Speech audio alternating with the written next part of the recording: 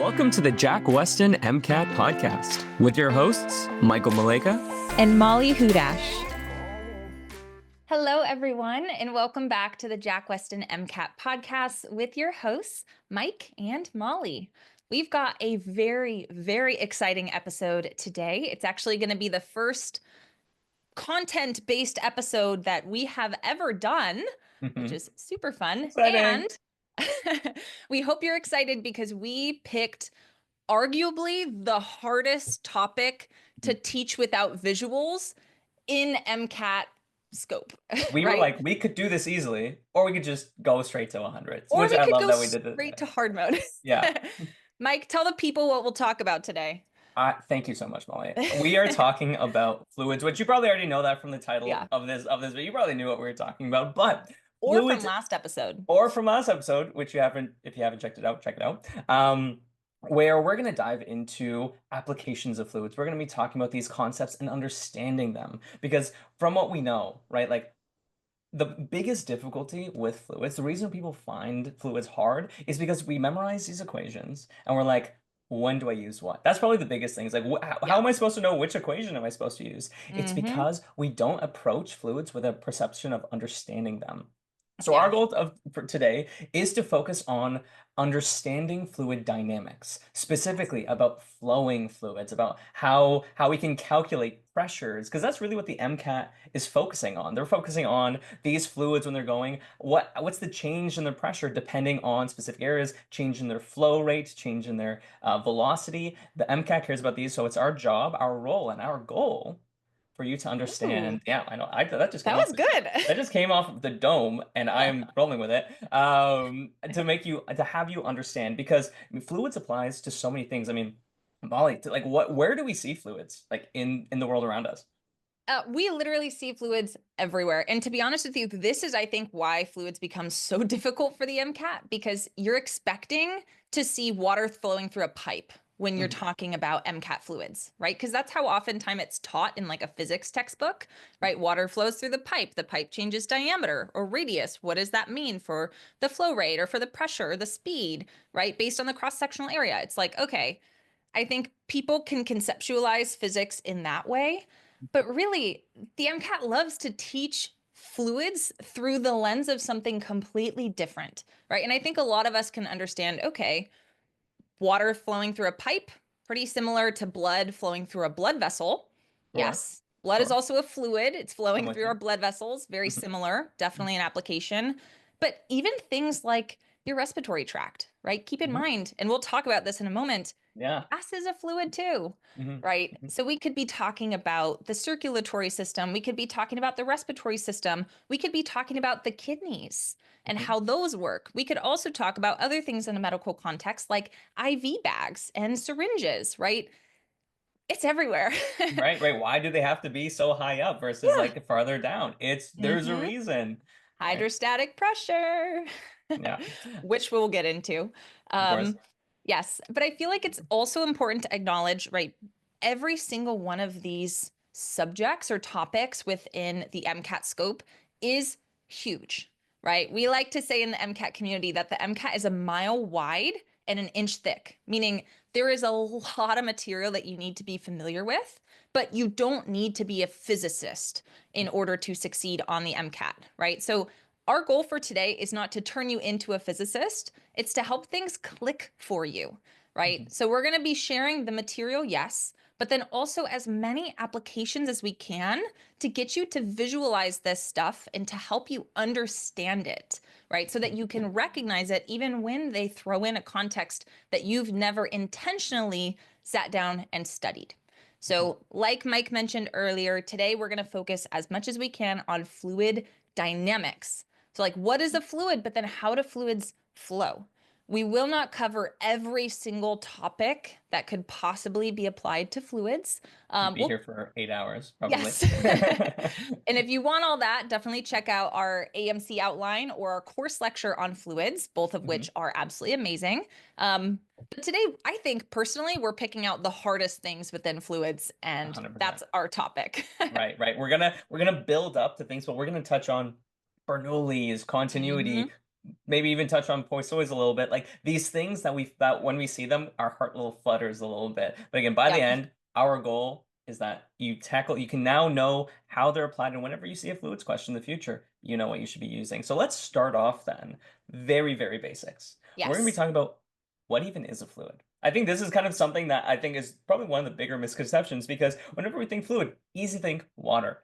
We Water. think Yes, liquids. We're exactly. like, liquids are fluids. Everyone can visualize that. But Mhm. sometimes we oversee like gases are Yeah. fluids too. Liquids and gases. A fluid is defined as something that can flow and can conform to its container. Both Mhm. liquids and gases flow and can conform to their containers. So that's why Yes. they are both fluids. What's not a fluid? Obviously, a solid. And so Solid. but we have all sorts, it's not just liquids and gases. Fluids comes in all sorts of shapes and sizes. Like, what are some examples of fluids, Molly? Yeah, I mean, obviously we know air, and it always makes me laugh when I work in the clinic and people are like, "Oh, you better drink your fluids." Like a provider will say that to a patient, and like they mean water, but I'm like, well, they are breathing all the time, technically. They're not drinking it, hopefully, but I you know, am like drinking, I'm currently drinking you're my air. surrounded by fluids on all sides, not just when you're down under the water diving, right? So fluids, of course, you know, the atmospheric air around you, of course, counts as a fluid. Even when you're filling up a balloon, right, Hmm. full of helium, that giant tank, pressurized tank, is full of fluid. But also things that we would expect, right? Water, salt water, blood, of course, Hmm. those flow very clearly. But even things that flow and flow slowly, Hmm. right? Something like honey, right? If you imagined pouring water and pouring honey, you're Hmm. tilting the bottle to the same degree. Obviously, the honey's going to take a lot longer to flow out of that cup, right? Or that bottle because it's a lot more viscous, right? It's got Hmm. different properties Hmm. that change how fast and how well it can flow. But ultimately, if it flows, it's a fluid. That's kind of Alpha. our little tagline for If this it segment. flows, I love that. It's funny. We didn't even prep that. That's just off the I dome. If know. it flows, if it's a We're fluid, getting I good love at that. those. I think, yeah, we are getting definitely better at that. I But I know. think you hit on something important where not all fluids are the same. We can't treat all fluids the same. A property that distinguishes fluids not only is viscosity, but we also have density. Now, Yes. density is a concept I'm sure if you've started studying fluids or even before you study fluids, we might be familiar with density, but let's talk about it. Hmm. Density is simply defined about how much mass can you put in a space, right? This is like the difference between, like, in my opinion, like mercury and water, one of the many, right? One, right? They're both fluids, like we just talked about before. They both flow. Yeah, mercury is a liquid and at room temperature. They both Hmm. flow, but one is far more dense than the other in the same amount of volume. Like, say you had 1 liter, so much more mass. You can put so much more mass in the same amount of volume, therefore, it is far more dense, right? Yes. And so this is one thing that really distinguishes different fluids is that density. I mean, what are some other examples of like things when we think about density? I mean, a big thing, I think, and mercury in water is also true, but I think a really common one that's really easy to imagine is oil in water, Ah, right? There's right. a reason why if you Mhm. pour like olive oil in water, it's going to create that separate layer. It's actually very important when we talk about organic chemistry separation techniques and extraction, right? Mhm. Different densities or fluids with different densities are very valuable again, in a biological context, but also in a completely inorganic lab context, because they are separate, right? Their densities are so different that oil typically Mhm. will float on top of water. And Mhm. again, if we have molecules dissolved in water that some would prefer the oil layer, of course, that actually lays the basis for extraction in organic Mhm. chemistry, right? So I love that you're bringing in the difference in density of fluids Mhm. that can ultimately allow for separate layers, right? Things that don't mix. Ultimately, water being heavier would sink to the bottom. And I think with density, right, which is massive over volume, I always visualize it by taking something, right, a container of a fixed volume, and just changing how much stuff is in it, right? And I Mhm. think a good example is a suitcase, right? Okay. If you travel a lot, you know, right, you have a small carry-on, right? I've had friends that have gone on European vacations and taking one tiny carry-on bag. That was me. It sounds like you. That was it was literally a backpack that was like this large, like for 6 weeks. Yeah, Okay. 100%. So walk us through how much you shoved in that backpack, Oh my Mike. goodness, I was such an optimizer. Like I would like there's like different folding techniques that you would use for your clothes. I Like love it. I am not doing the classic square fold. No, my clothes were rolled up. Rolled Wrinkle, up. Yep. yeah, wrinkles galore. But that's not my priority. My priority is I need to get stuff and I became such a packing optimizer. I Like love we it. have like little containers for everything. But yeah, I was optimizing every amount of volume, packing it with so much stuff because I mean I had a small bag and a lot of things to do.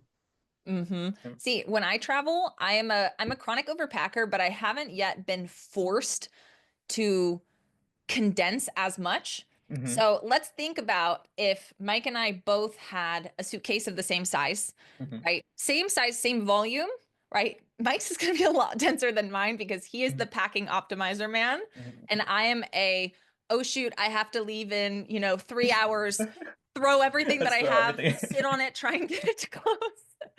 Um, and ultimately, my clothes and shoes and whatever would not probably be as optimally placed to maximize how much matter I could shove in that suitcase, right? And again, for the same volume, Mike's would be much heavier. And that's what density means, right? Hmm. His would be much more dense because, again, the same amount of volume, you can pack a lot more mass into it. And again, that's why water will sink below oil because there's a Hmm. lot more, water is a lot heavier for the same amount of volume. Right, and that's the kind of the difference between densities. Things that are more dense are going to sink to the bottom. Things that are kind of less dense. But one thing I kind of like to think about is like the difference between density and weight, right? Because when Hmm. I think about like why things sink, right? I think of like myself. I Hmm. sink. I sink. I do not float. I am a sinker. Yet a giant boat floats. Hmm. And I'm like, wait a minute, I am not heavier than a boat. Why is it that I sink and the boat floats? Because I it's love not this. about weight, it's about density, right? Or because the Yes. boat sure is heavier, but it's over a much larger volume. So, Hmm. density wise, the boat is actually less dense than I am. That's why I sink in water and the boat floats. And so, kind of these, like that comparison of weight and density, I love just thinking about me and a boat, like how the difference between them. Yeah, I love that. And actually, I want to bring up boats as we continue to talk about fluids because there's actually so much that we can unpack. I always wonder why the heck a boat floats. And it actually, yeah, it has to do with the density because some of the materials that they use to make a boat, like Mhm. giant steel beams and a ton of wood and all the Mhm. paint on it, and, like really heavy columns and all of this stuff, giant chandeliers, like all of Mhm. that stuff is incredibly heavy, right? And Mhm. it's also incredibly dense. Mhm. um, Both. Again, you're talking about weight, which would be right mass times your gravitational Capacity. acceleration. It's how much gravity is pulling you down rather than just your mass. Mhm. Um, it's heavy, but it's also dense. But of course, when we talk about floating on water, which we're not going to get a ton into, like buoyant force and all that good stuff, but the basic idea is, are you more or less dense than water at Mhm. its core? Mhm. Um, and ultimately, although a lot of the material used to make a boat are very dense and a lot more Mhm. dense than water, And me. what we see is you've got huge air pockets in Mhm. that and a bunch of water, things that are equal to or much less than the density of water. And so Mhm. overall, if you take the entire boat as a giant, a Jet. giant volume, its Sure. density is less than water.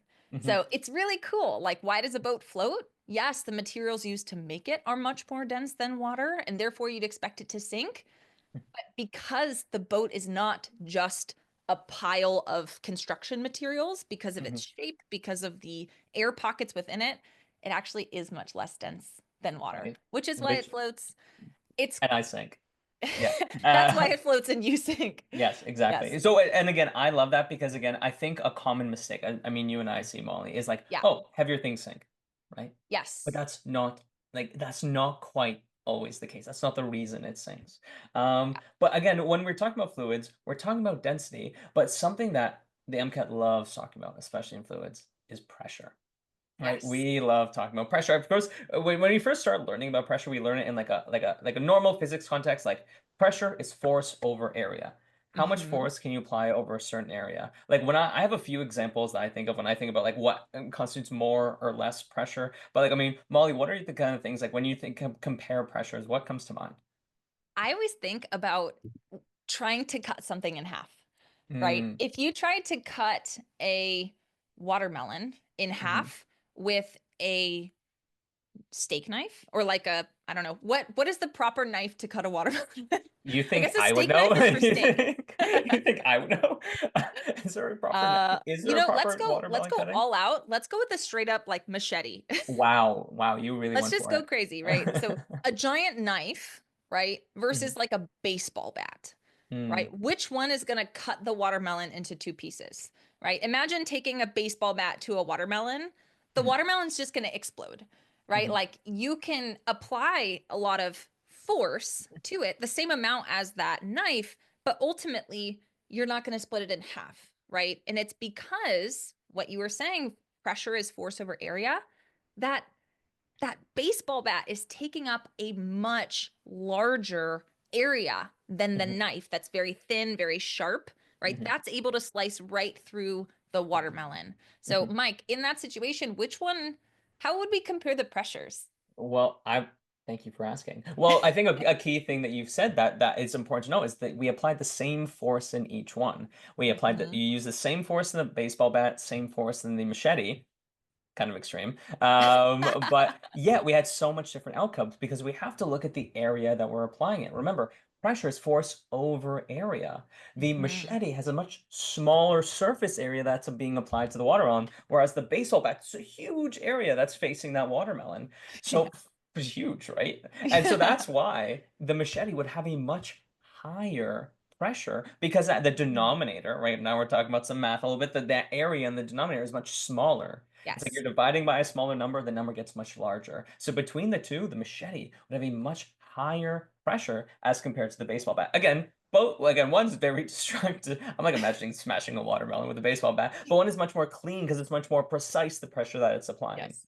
Yes. Do you Mhm. remember the app, the little phone game where you like slice fruit in half all the time? Oh, Fruit Ninja. See, that's Fruit Ninja. See, that's why I thought machete. Oh my goodness. I was Because you were, picturing it flying through the air and my oh my fingers goodness. tracing it and Oh my slicing it in goodness. half. I mean, I don't know. Do people still play Fruit Ninja? I don't know. I Maybe probably maybe we're not. maybe we're dating ourselves here. I know. This is like a throwback. Yes, But yeah, for sure. I But think another great application and something that amazed me, like especially as a kid, have you seen those like magic tricks of like people like sleeping on a bed of nails? I don't know if it's a magic trick, like yes, sleeping on the I've bed of done it. nail. I did it For in me, a science museum. It was I pretty looked cool. at that and I'm like, that's so free. Because I would think if I sleep on a single nail, I am gonna get penetrated through by that Yeah. nail. But why is it that when I sleep on a bed of nails, why am I fine all of a sudden? It's still nails. So what would be the case, Molly? What is the explanation? Uncover the sauce. Why is it that that bed of nails is okay? So I'll offer my personal experience in both cases because as a child, I stepped on like a nail basically and went Oh. straight into my foot and it was horrible, Uh, right? And that's because all of my weight mhm, went down onto one nail, which mhm, that has a very tiny little area, right? mhm, All of my force, right, which would be the weight of my body, was distributed just on the surface of this mhm, tiny, tiny little nail. mhm. Ooh, right? Right. Big numerator, small denominator, Mhm. intense pressure, right? It went Right. straight into my foot. Um, Wow. Are you when I okay? Are laid you down on okay? that, huh? Are you okay? Are you okay? No, I lost my foot. Oh my God. No, no, no, I'm God. fine. I've never Um, actually this is all that's I know, I yeah, only you've see from never, here. yeah, You've never seen my feet, and there's only one there. So yeah. Mike lives in Canada for everyone listening. Mike lives in Canada. I live in California. So we've never met face to face, but we're on Zoom all the time. all the So time. who knows, Who right? knows what's on the waist down? Not a Who foot, knows? apparently. But when I did lay down on that bed of nails, which was so mind-blowing as a child, Mhm, especially, you hear about it, but you don't think it works. mhm, I was able to go up and poke on it, and the nail hurts. They're mhm, sharp, right? Again, if I'm pressing down on that very small surface area, it's a lot of pressure. a lot of pressure. When I laid down on it, though, what Mhm, we saw was my same body weight that was applied to the tip of the nail when it went into my mhm, foot was now distributed over a very large area. because I was laying on my back, right? And there were all these different nails that I was ultimately laying on, Mhm. but my same weight was distributed over, gosh, probably like 1,000 tiny little nails rather Mhm. than one, Mhm. right? Now it's the same numerator, which would be my weight, but Mhm. now the denominator is much larger. Again, pressure is much smaller in that case, which is why it didn't hurt. Mhm. Yeah, why you weren't just like skewered by 1,000 nails, Oh my right? gosh. So, right, and it's one of those things why I love me personally. I love physics. I love physics so much. Because you can relate it to everyday life so easily. You can visualize these things. Yeah, before I was an MCAT tutor, I mean an MCAT instructor and all things MCAT. Way before that, before I even took it, I was a physics instructor and tutor. Oh my So like gosh. I Of like course. again I nerd out over physics so much. I love it. And but it's also why when I was struggling with fluids, I like again, we talked about this before. Fluids was one of the things I struggled with the most when I was taking my MCAT. The biggest help Hmm. was thinking about real world examples. Where can I apply this? Like with pressure. And so continuing on with pressure, now that we know, what pressure is, it's force over Hmm. area. How does this apply to fluids? Because fluids you think is not like it's not pushing, right? Like it's not pushing on in the same way that you might think applying like a force over a certain area. But we have to kind of remember that when we look at, say, a jar, say I have my cup, like actually, if for anyone watching via YouTube or maybe Huh. video on Spotify, I have a cup here that's filled with Diet Pepsi, a fluid, which we've already Love it. determined. Love it. Big fan. Um, my Diet Pepsi is up till this point here. However, there is a pressure being applied in the middle. There is a pressure in the middle of my cup, right? This is what we call the hydrostatic pressure. And this is Hmm. defined as the pressure due to all the fluid above that point, right? Because Hmm. all the fluid above a point in like a cup or a jar is pushing down. It's pushing down because there's a weight due to gravity. It's pushing down on that point. And the MCAT loves asking about what is the hydrostatic pressure at a point. Yeah. And so therefore you have to take in all the fluid above said point in order to calculate it. And so when you think about it that way, of course, because there's a force being applied, the weight of the fluid over a certain area. But there's something a little bit misleading. And Molly, I'd love for you to kind of jump on here because the equation for hydrostatic pressure doesn't have area, right? So talk to me about that. That's true. Mhm. That's true. Yeah. Yeah. And when you're saying this, right, people are maybe trying to visualize, okay, I've got a cup. If you're not watching, Uh, I've got a cup. There's pressure below it, right? Think about if any of you guys have dove in deep enough to feel it in your ears. Mike mhm. has not. I haven't, I'm so not a diver at all. See, I was a water polo player, a swimmer, and I also love to snorkel and dive. Mhm. Mhm. Again, grew up in California, so I'm always in the water. You know, right? When Mhm. you're diving down the surface of the water, you can feel that hydrostatic pressure. And Mhm. again, it pushes in particularly on your eardrums. Mhm. And it's incredibly uncomfortable. But it's Mhm. because you are now so deep under the water that you have the additional weight and the pressure created by all the water above you, Mhm. right? So ultimately that kind of leads us to our equation for it, right? Which is hydrostatic pressure being Mhm. equal to rho, which is the symbol for density, right? And it Mhm. should be the density of the fluid that we're talking Mhm. about, not my density, right? Mhm. The density of the fluid times the gravitational acceleration. So 9.8, or for MCAT, you could say 10 meters per second Mhm. squared, times the depth that you are at beneath the surface of the fluid. And again, Mhm. it kind of makes sense, right? If I dove down 10 meters below the ocean, Mhm. right, I would have essentially 10 meters of water above me pushing Mhm. down on me. So it's all Mhm. about the depth that Right. you are beneath the surface Yeah. rather than the height of the water, right? Right. And this is something that I think, we see all the time where that it's a lot of times the equation is written as rho density G H. And Hmm. so that while it is a height, it is a meters, we have to recognize what that H represents. It's a depth beneath the surface, not a Yes. height. Like if I'm standing like higher, right? It's not like I have a greater hydrostatic pressure because I'm higher. In fact, probably would have a less hydrostatic pressure because there's less Mm. between me and the surface. So it's always a depth. I like relating this to another fluid like air. Right now, we are currently like we're on Earth, we're all experiencing an atmospheric pressure. Hmm. Atmospheric pressure is due to the pressure due to the all the air above you Which is pushing a fluid. down on you, which is a fluid pushing down. So you can kind of say that like air, the atmospheric pressure is kind of a hydrostatic pressure. Sure, it's not Mhm. water, it's not hydro, but it is that pressure due to the fluid above you. And it's why, as you go up a mountain, for example, say you're a mountain climber, right? As you go higher, pressure gets lower and lower and lower. The Mhm. air gets thinner and thinner, right? That's why we say pressure is so low in the top, when you reach the top of a mountain, for example, because there's now less air above you, right? You've gone up Yes. the layers, so there's less above you. And this is also why, and this is one of my favorite things to watch when Hmm. I go up to the mountains for any reason. If you bring like a bag of chips that Hmm. was packed and sealed at sea level, and then you take it up a Ooh. mountain, right? The Hmm. pressure that, I mean, it's completely sealed, right? The pressure of the air inside is much higher than the pressure outside in the bag, which is normally like kind of deflated, Yeah. right? When you go up a mountain, it like like Right. inflates to the point where it's about to burst. And I Mhm, love watching it, but those air molecules that are trapped in the bag mhm, want to spread out so bad, mhm, right? Because the pressure is so much higher within mhm. the bag than it is when you get up to the top of the mountain and pressure is less. So Lower. Mhm, I always love talking about that or really just observing it. I will always bring a bag of chips with me if I go like skiing or up to see the snow in any way, mhm.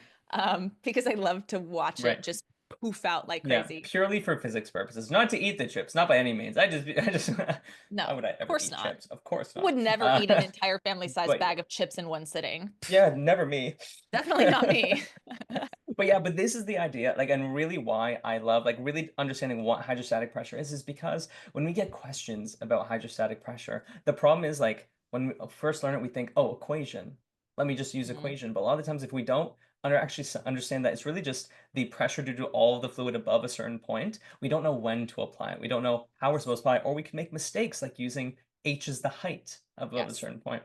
And I feel like it's important to recognize sometimes, right? If you are at the bottom of a pool, you're sitting on the bottom of the pool and you're 10 meters below the surface, you are 10 meters below the surface, but also like if you're at the bottom, the height of the pool above the bottom is also 10 meters.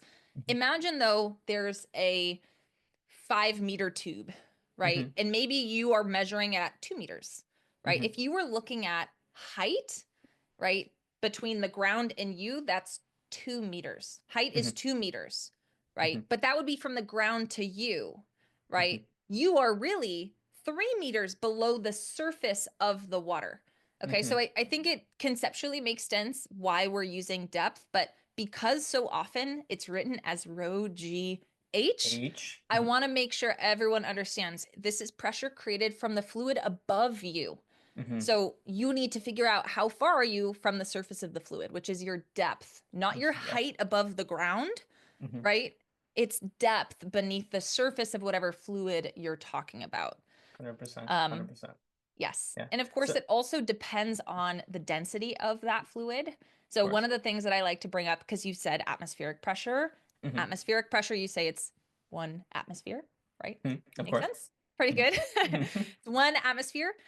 What's really interesting is if you plug in a depth of 10 meters below the surface of water, which has a density of 1,000 kilograms per meters cubed, using the about 10 meters per second squared.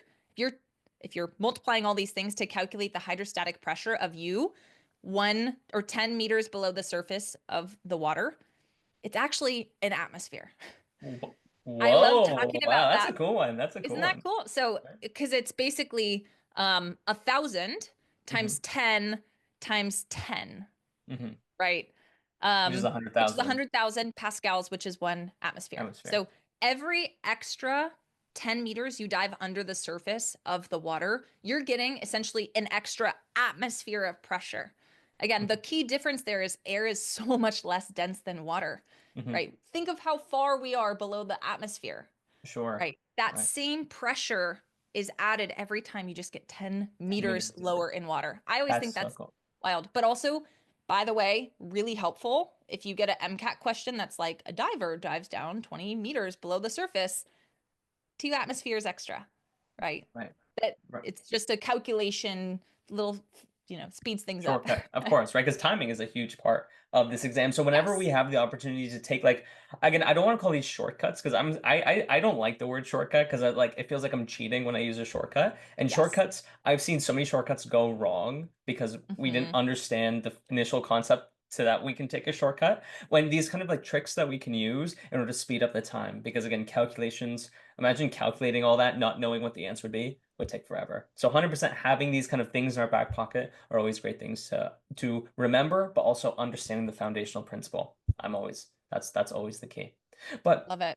now that we understand hydrostatic pressure, like different fluids based on their depth might have different pressures. But now let's talk about when fluids are moving, right? Hmm. Because when fluids move, things get a little bit interesting. Because again, we've talked about hydrostatics, like hydrostatic pressure. I've got a cup and it's not moving, it's at a point. But say there was a fluid moving and it got from like a really wide vessel to a really thin vessel, right? When Hmm. things are moving, pressures can change, right? Even Hmm. if there's the same amount above it, if it's moving, the pressure can change. And there was a very, very smart individual that I think, in my opinion, did a little bit of plagiarism, but we'll like overlook it a little bit.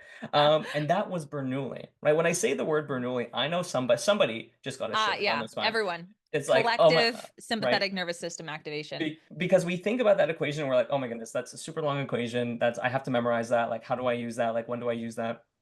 All these things going through the mind.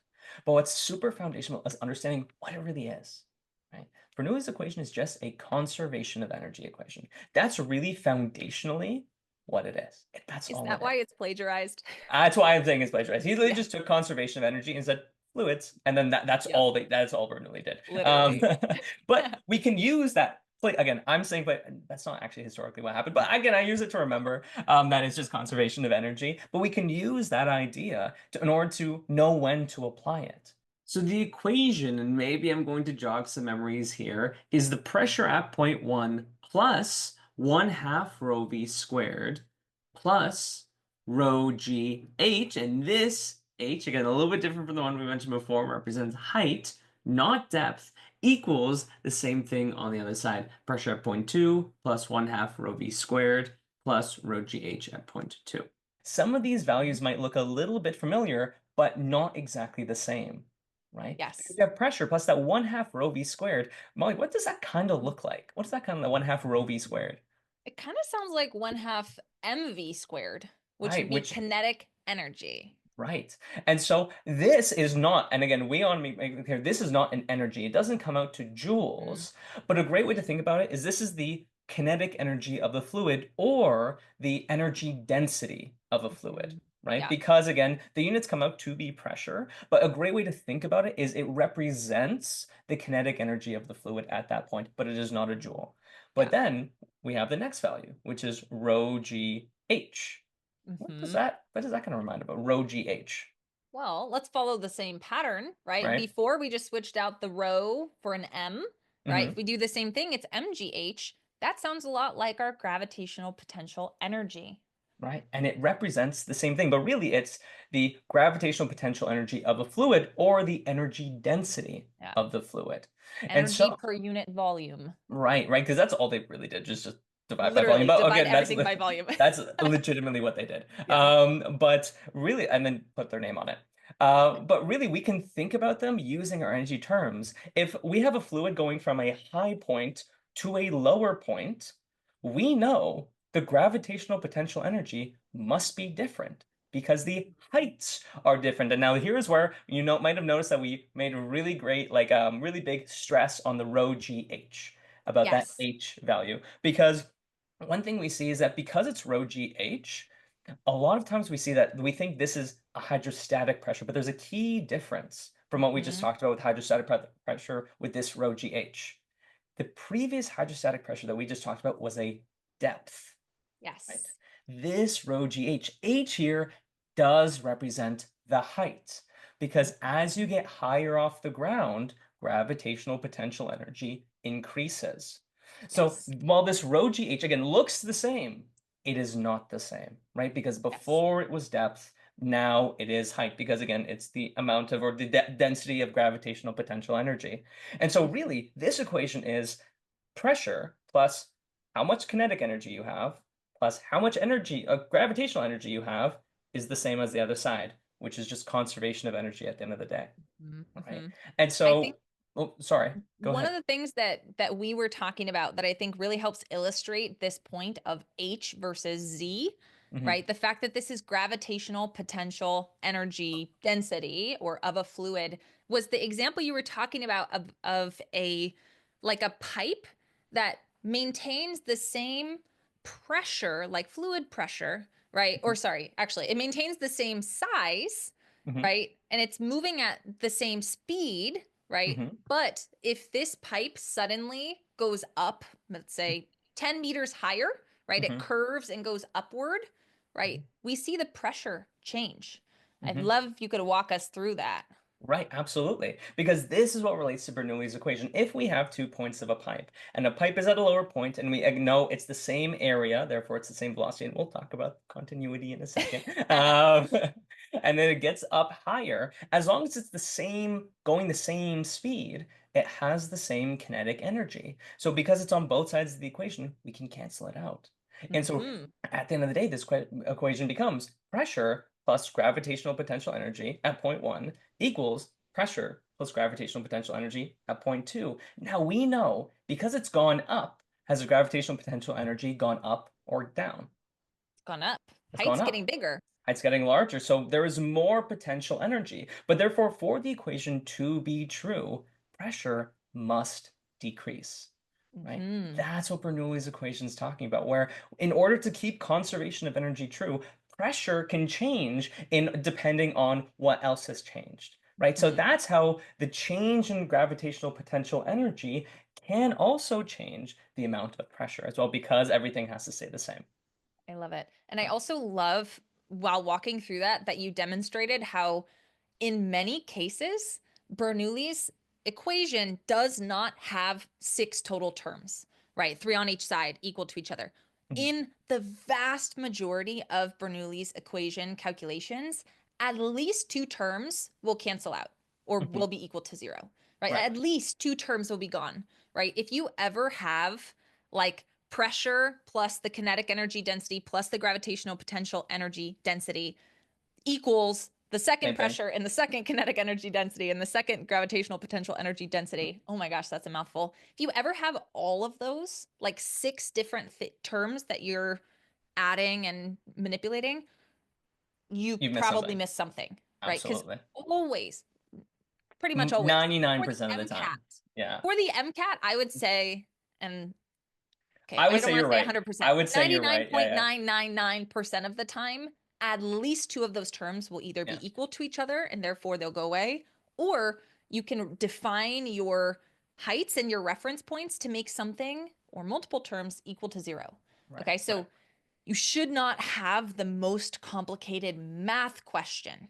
The Hmm. equation itself is very complicated, but we need to get lots of practice on how to apply Bernoulli's equation, Hmm. right? Which we've done in description, but you guys need to get like practice problems on this, of Hmm. which we have a ton for free in our question bank online. If you want to Absolutely. go to question bank, fundamental passages or discretes, fluids within physics, Hmm. we have tons, right? But you need to get practice applying this because ultimately a lot of those terms are going to evaporate when you actually put Bernoulli's into practice.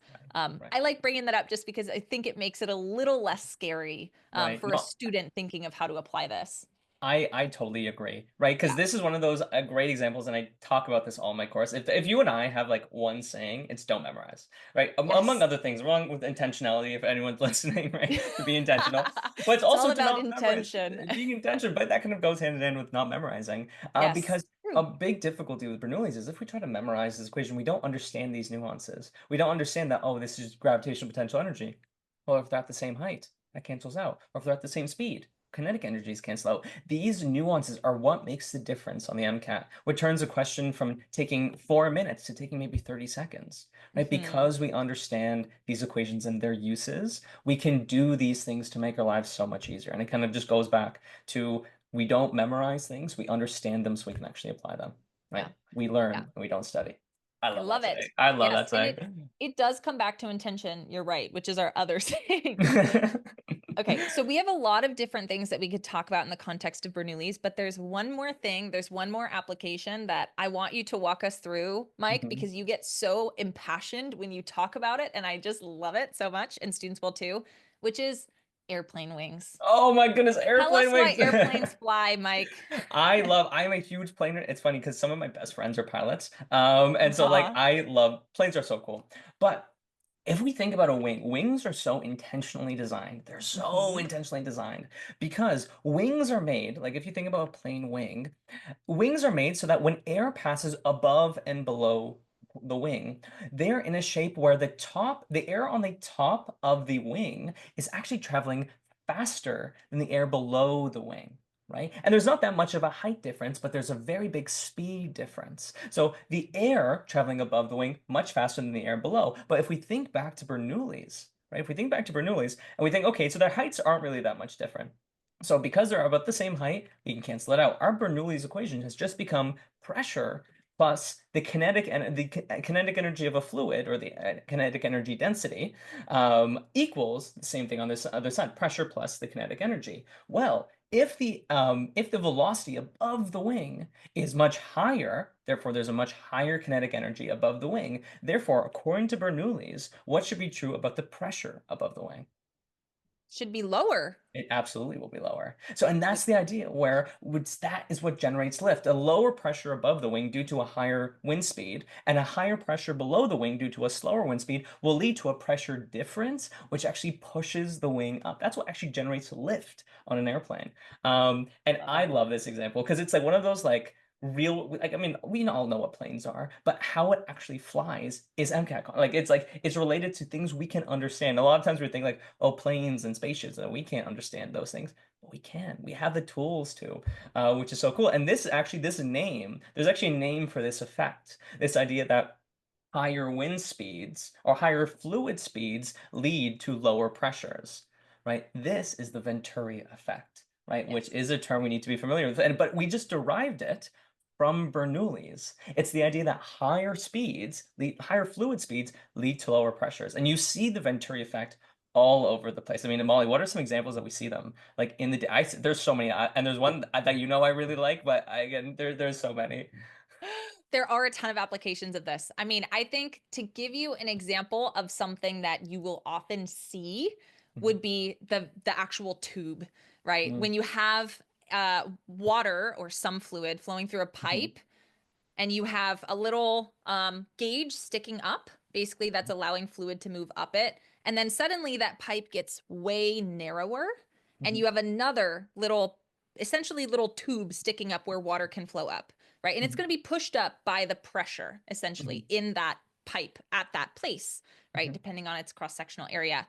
And what we'll see is when the pipe narrows, Mhm. right, into a much smaller cross-sectional area, we're going Mhm. to see a lower pressure in that area, or in that region of the pipe, I should say, Mhm. Mhm. to not get my terms mixed up. Sure, sure. Right. So that is probably the most common thing that you will see on the actual test. Mhm. Right. So maybe we should talk through that, but ultimately it kind of applies to blood too, which is cool. But let's start Oh, with that. Let's start with the tube. Walk us through what's going on. right. Let's make that connection first. Absolutely. And so I think this really leads well to another principle, another equation that we need to be familiar with, which is the idea of continuity of flow, Yes. right? This is the continuity equation. I don't know if was your intention to lead me into this, but I'm if it even if it wasn't, I'm so happy you did. Always. Always. But this is the idea that when we have an enclosed tube, right?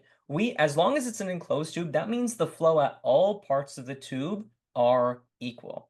The flow at Hmm. all parts are equal, the rate of flow, right? And this idea, I kind of like relating it to blood because we have blood vessels with all sorts of different cross-sectional areas. Yes. Yet, right, we don't have air pockets and we don't have buildups of blood. So therefore, Hmm. because of that, we know that the flow is constant throughout different areas. But this idea becomes a little bit challenging because if you come from a big tube, right, in a Venturi tube, and then get to a very small tube, right, the cross-sectional area has gone so much smaller. Yet, based on the principle of continuity, we know the rate of flow must be the same.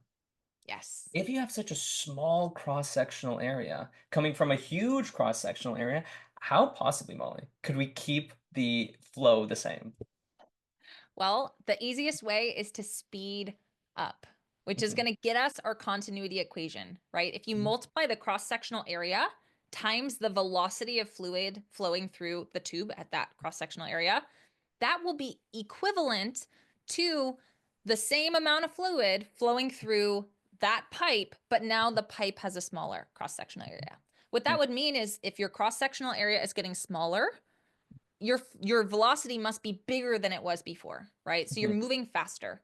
I always, I don't ask me why, but I always think about like if you were trying really hard, if you were like running a race, a big mhm, group of people are running a race, and mhm, one person or one group gets to run through like this giant, auditorium, and the other group has to run through a very narrow hallway, right? But mhm. either way, you're trying to get 100 people through that hallway, whatever, Sure, right? sure. If you have a huge space, Mhm. you could walk pretty slow, right? You could Yeah. all just kind of meander through, right? If the Mhm. hallway and the auditorium were the same distance, right? Like if you have way more space to spread out, you could get 100 people through that giant auditorium with each of you moving at a very small, Mhm. slow speed, right? You don't have to Sure. rush.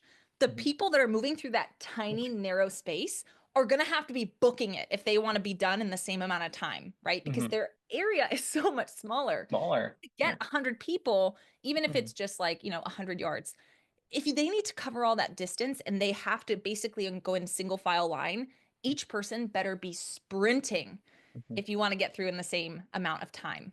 And I Uh-huh. always think of that with continuity, right? Like as the walls come in closer Mhm. and you need to maintain that flow rate, Mhm. right? And the volume of water flowing through a pipe in a given period of time, you better be moving faster.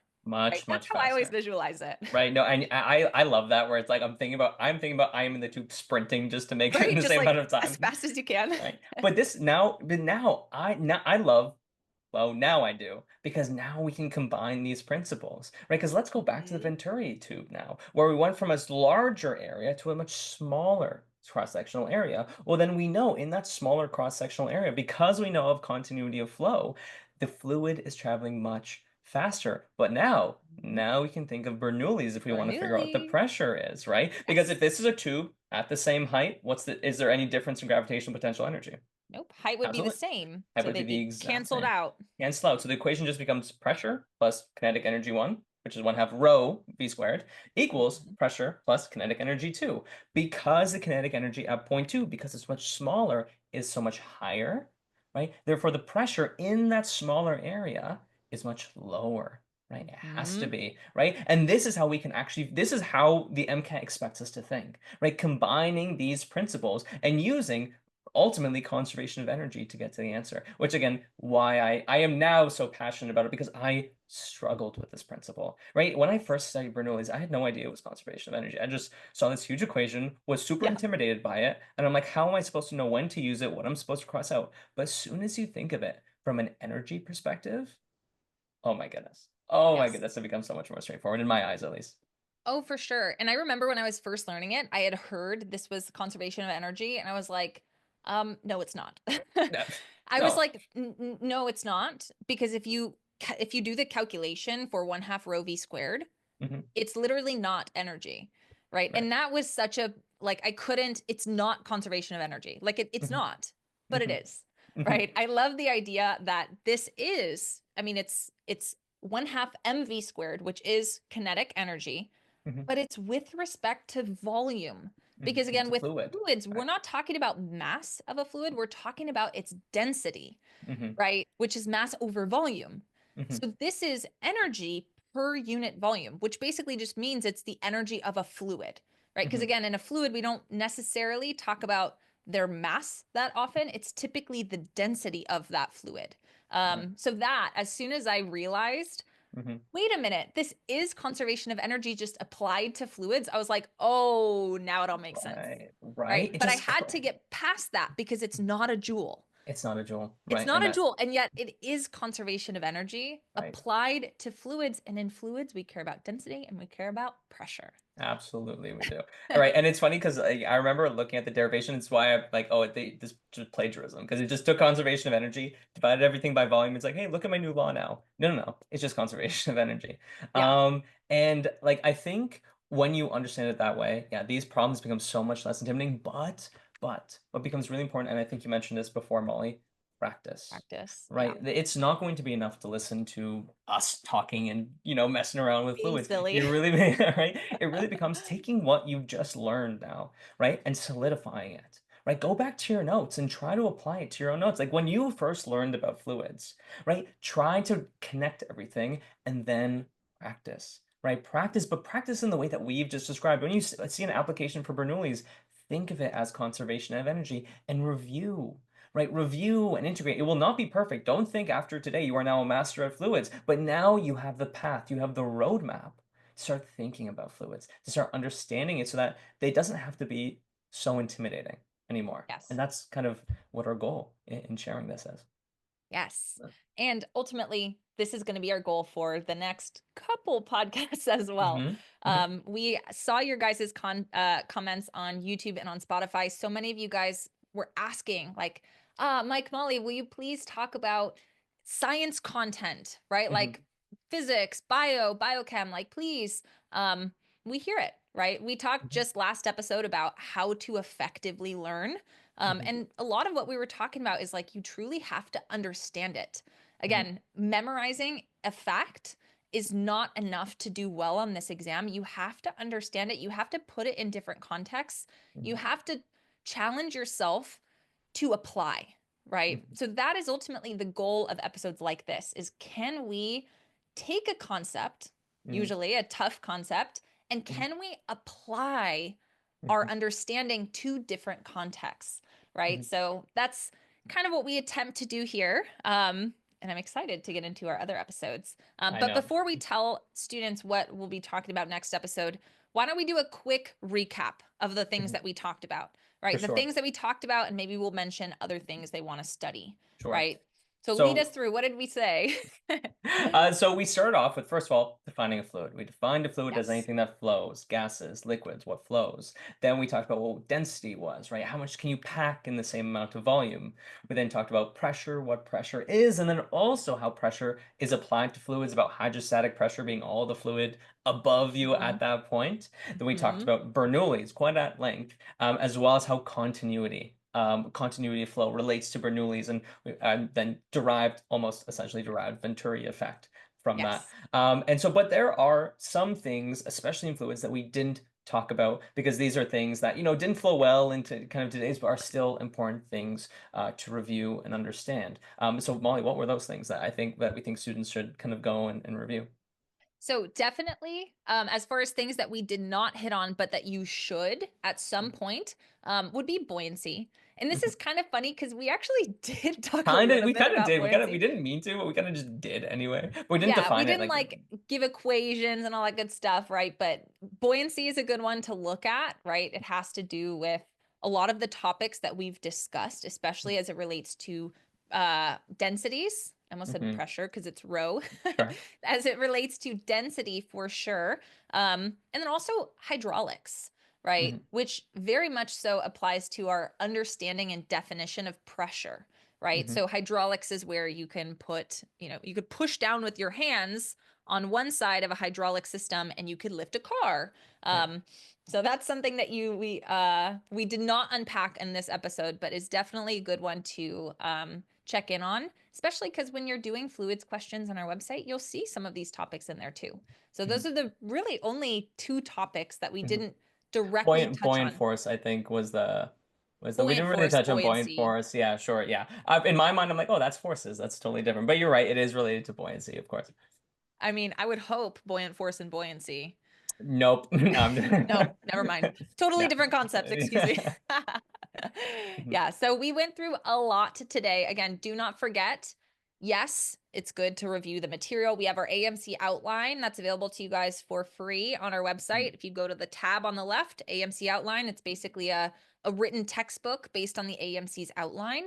definitely go through it. Make sure if there are any gaps or things that didn't totally click while we were talking about fluid dynamics, make sure to go in and fill those gaps. Lots of different ways you could do that. Content outline is a good one. And then, of course, get lots of practice. One of the other things you should do is tune in next episode because we're going to be talking about content as it relates to fluids. Basically, we're going to continue. Every episode is going to build off what we talked about before. So our next topic is going to be essentially fluids in action. Yeah, we'll do another drum roll. Mike, what is our next topic?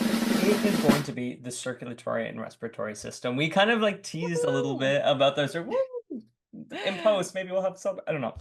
But yeah, because again, we talked about fluids and definitely talked about some applications of it. But we're next episode going to talk about like the circulatory, respiratory system, and how how these systems can adapt and change depending and flow and adapt some of these fluid principles in these systems in terms of our anatomy. So I'm excited to kind of bring some of this knowledge to again applying to the human body because I mean we are all here to study medicine, so I think that's the greatest application of it. Yes, I love it. And just to give you guys some insight, right? Mike and I we decided we want to do some content and we were like, okay, we don't want to just bombard you with details, right? Like if we're going to do content, especially science content like chemistry, physics, biochem, bio, we don't want this to just be information overload and you need to be sitting down with a pen and paper scrambling to write down everything we say. Like that's not our intention for doing this. We want you to be able to understand these topics individually within episodes, but we've also compiled episodes in a particular order such that you will see the material from last episode applied to the next one, right? So when we talk about circulation and respiration, yes, we will talk about, the different elements of the respiratory system, the different areas through which air will travel, right? Anatomy, yes. But we will also talk about how the pressures ultimately are the reason why we breathe at all, right? And how or why really oxygen will come into the bloodstream versus carbon dioxide leaving in certain areas of the body, right? We will go through what is going on in the circulatory and respiratory system, but through the lens of fluids, right? So you could also, in terms of ways to move forward after listening to this episode, make sure you come back for next episode because you'll get additional examples and applications of fluids in our next episode. Right. And And who in would the want more later of ones that? too. And who would want more of that, right? Because yeah, there's still again so much. I think I know I'm like looking at the list that we have now. Again, keeping it on the DL, I know. but no, I'm really excited because I definitely had students that I work with like, can we cover this topic? Can we cover this topic? And I'm like, yes. Or one thing that was like wasn't on the list. We're like, okay, that's now on the list, right? Because again, our goal here is that we hear you. We want to. Yes. We're here to support you in the best way we know how, which is to help you with your understanding so that when you can Mhm. get to these questions, you know how to navigate them.